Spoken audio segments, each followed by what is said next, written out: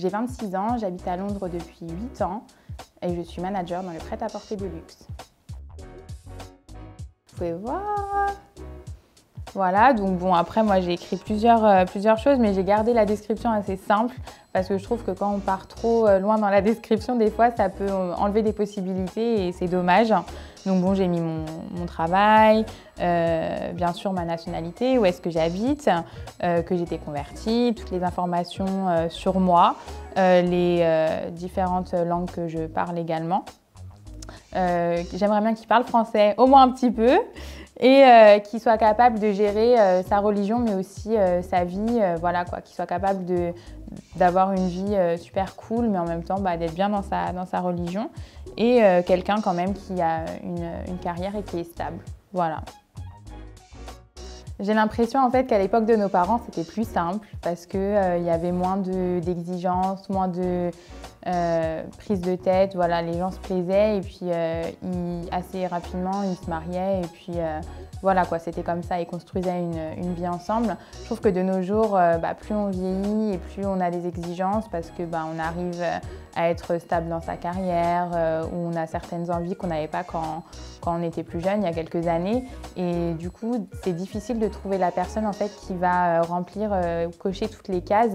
Et on ne peut pas trouver une personne qui va cocher toutes les cases, mais du coup, je pense que vu qu'on essaye de s'en approcher un maximum, c'est ça qui rend la chose encore plus difficile.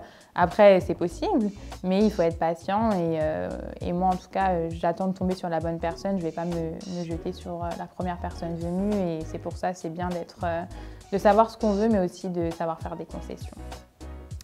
Relax, parce que moi, je pense que plus tu es stressé, moins tu vas être naturel pendant ton date. Donc, il faut être dans le self-control.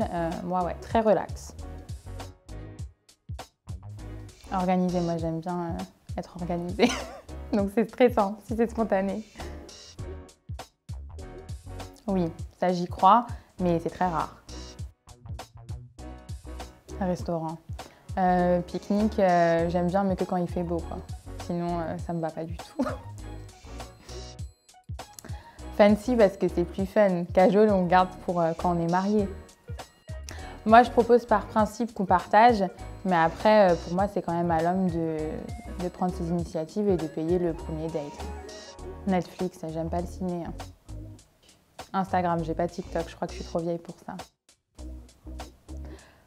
Bon, j'en ai un. Je vais vous le dire, mais je sais pas si vous allez voir de qui je parle. PNL, NOS. Crush, crush, crush. Mon date parfait, c'est une bonne question. Moi, je suis pas difficile, donc j'ai pas besoin qu'on me sorte le grand show ou quoi que ce soit. Moi, en fait, j'ai juste besoin d'une personne avec qui j'ai une connexion.